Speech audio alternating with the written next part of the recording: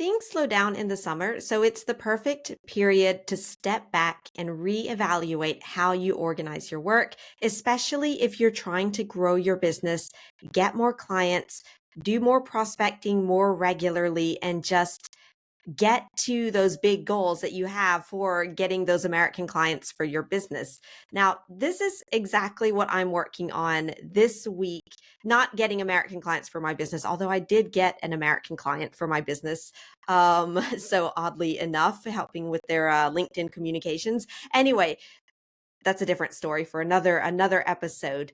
But last month, the reason that this came about and the reason that I'm sharing it with you on this episode, which is a little different from the other episodes, which are really focused on getting American clients, having your LinkedIn strategy so you can attract American clients and cultural differences and all of that.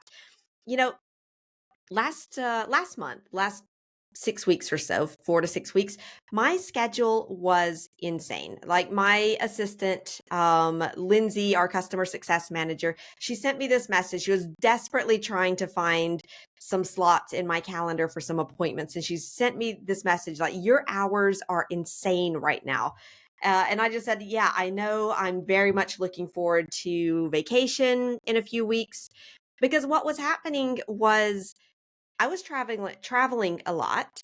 At the end of the day, when I wasn't traveling, I was spending, 8 or more hours on the computer.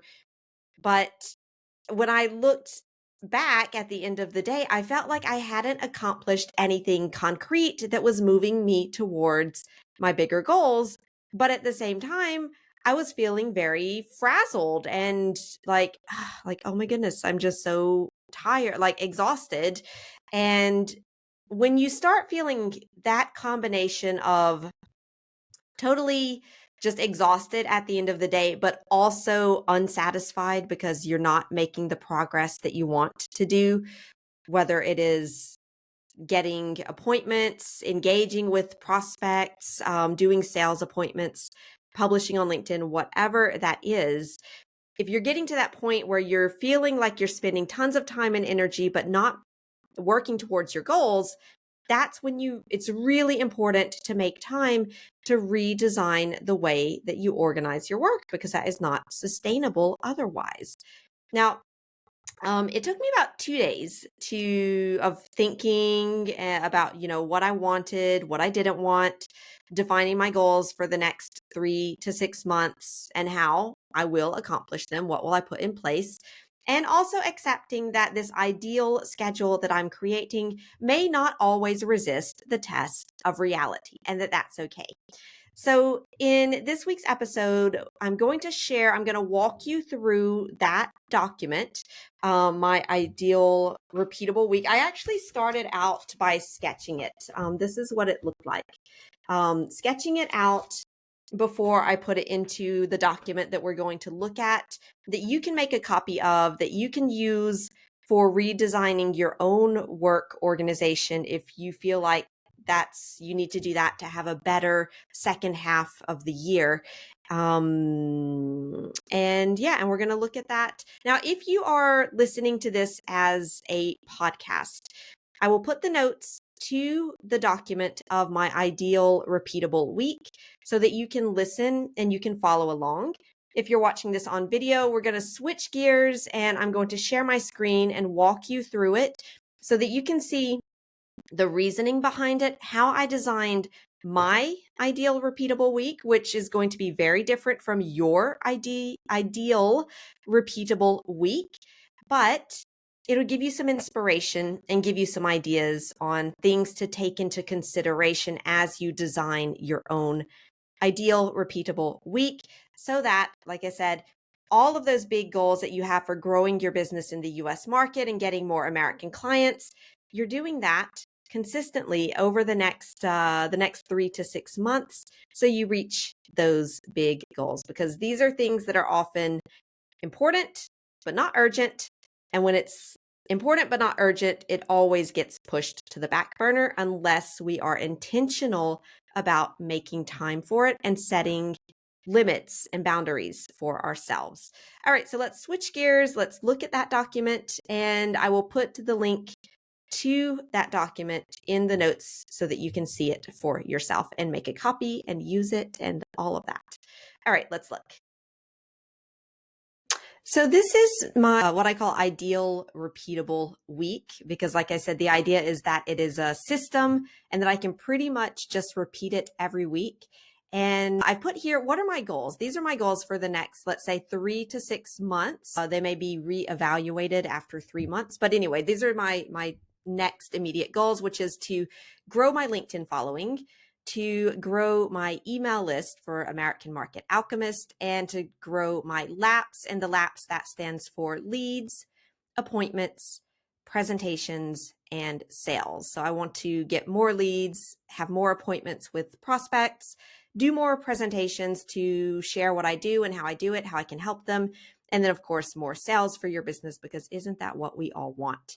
So what I did here is Monday through Friday. I didn't schedule things on the weekend, but that's my own personal preference. You do you. And then I blocked it out into basically morning and afternoon. I have 2 days where I, put it in my schedule that running and having my breakfast, that is part of my day. It takes time. It's in the schedule. And then I decided, every Monday I'm going to work on this training course that I'm following. It's quite intense. As you can see, it takes up a lot of time, full mornings almost in my week. Because one of my goals is to grow LinkedIn, I've put down, this is my LinkedIn strategy. I'm going to send out DMs, doing nurturing and prospection, thanking new followers for following me, offering them a scorecard, which you guys don't know what that is yet, but I will tell you about it very soon. And I've got that in almost every day, I feel like, except Tuesday, where that morning is dedicated to writing the newsletter, doing the podcast and the video, and then commenting strategy, which we'll talk about. But you can see I've got this. This is a big part of this goal that I have. So I've got to make time for it. I've blocked out about an hour every day. Almost. You can see it's here, it's here, it's here. And I didn't put a specific time because I found that that is just a little too constraining. I just know that sometime Monday morning, it needs to get done. Sometime Thursday morning, it needs to get done. Friday morning, it needs to get done. But that's in there. It's repeatable. And again, part of the LinkedIn strategy here is commenting on, again, the ideal goal is 30 people. Now I've blocked out an hour to an hour and a half of that. Again, this is the ideal. We'll see what reality shows me. I might have to change that number to 20 or 15, who knows? But commenting, again, this is going to be a big part of my LinkedIn growth strategy. So here you can see it's pretty much on every day. There it is. It's repeatable every single day. Now, I've also included in this some, taking time to step back and to analyze and to look at what's working, so that even though this is repeatable, you're not just on a hamster wheel repeating things that you don't know if they work or not. So I've actually included in my week time to analyze my metrics, to look at what's working, to maybe look at other big, more advanced creators to see what they're doing, take inspiration from that, maybe create some own templates that I can use in the future to make it easier to do my posting. And then I've also included a time every single day to program my LinkedIn post for the next day. And some people like to batch their writing, do all of your posts in one go. That's totally up to you. Like I said, this is my ideal repeatable week. Yours will probably look very different, and that's okay. And then I've also just put down at what time I want to be finished by the end of the day, dedicating some time for email, admin, and my closeout routine. And then on Friday, reflecting back on the past week, analyzing what went well, what didn't, and planning the week ahead. But the idea is that I've got these as tick boxes, and so I can print this out or just do it on the computer. And every single week, just say, all right, Monday, this is what I have to get through because I'm working towards these goals. And Tuesday, this is what I'm working through to get to these goals. And you can just repeat it, repeat it, repeat it, and it makes it easy to be consistent. And so there you have it. That is the ideal repeatable week that I worked on over the past couple of days for my own business to test out when I get back from vacation, to see, again, it's always theory, and then you have to test it, see if it resists reality.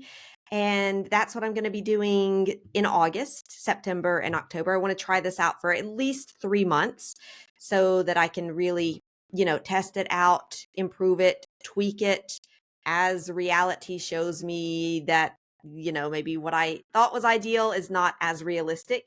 But anyway, the idea is starting from something ideal and then making it as possible, if that makes sense. Now, I will share that document with you that you can copy, that you can personalize if you want to take this summer, slow down to redesign your own way of working. Like I said, a couple of important questions to ask yourself are, what are my goals over the next, let's say, 3 months? What do I need to do to accomplish those goals? And then how am I going to organize that into my weekly schedule so that I can do it consistently and I have like manifested the time on my calendar. If it's not in your calendar, you've got to put it in your calendar. You've got to be able to see, I have to block out this time for doing these things. And as you saw, one of the things that I also asked myself is, what do I want to be doing and what do I not want to be doing? And based on the past 6 weeks or so, one of the things I didn't want to be happening was just having appointments all over, appointments and meetings all over my schedule sometimes in the morning, in the afternoon, spread over the day, because what was happening was I was going from meeting to meeting or appointment to appointment, and that was preventing me from doing the work that I needed to do to also work towards my goals. So now, as you can see, as you saw, I only had very specific spots in my schedule, which was Tuesday afternoon, Wednesday afternoon, Thursday afternoon for appointments. And when those get filled, well, then the person just has to make an appointment for the following week or the following week. And it's a way of protecting your time, but also showing others that your time is very valuable. Time, like I said, time is the most precious asset that we have. You have to protect it so that you're able to reach the bigger goals that you have for your business. And especially if those goals include a lot of LinkedIn work, prospecting work, reaching out to people, creating assets for your business, like working on your website, on documents, brochures, sales emails, any of that. That takes, you've got to be able to get into the deep work, and that often takes 2 to 4 hours of getting into that. So you've got to put that into your calendar, into your schedule, so that you make time for it, because otherwise those things, they are always important, but they are rarely urgent. And like I said, if you're not making sure that you're doing them consistently, you're going to get to the end of the year and feel like, I don't know what did I accomplish? I don't know. You want to be able to look back and see the progress that you made on your bigger goals, and having this ideal repeatable week is one way of ensuring that you're consistently working towards those bigger goals for building your business to be able to scale up, thrive, and succeed in whatever you're doing in the American market or elsewhere. All right, so that's it. I would love to know how you organize your work. If you're planning to redesign your work this summer and start fresh after vacation, let me know down in the comments. And also, if you are not on my email list for the American Market Alchemist and you want to learn how to stand out, scale up, and thrive in the American market, I'll put the link to get on the email list, to get that newsletter, get that scorecard that I mentioned. I'm going to be releasing that very soon. Very excited. And otherwise, I hope you have a good summer. I will be on vacation, but I will maybe still be publishing some things depending on the internet connection where I'm going, which is Brittany in France, if you're curious. Depending on the internet connection, depending on if I feel inspired to do and to share some things, which is probably going to be the case because I really love sharing these things with you guys. Or if I just want to take a total break, but we'll see. So I will maybe see you next week. I will maybe see you in August. Either way, I would love to know how you organize your work, how you grow your business consistently, if you're going to redesign anything this summer. And if you have vacation, I wish you a lovely, restful vacation.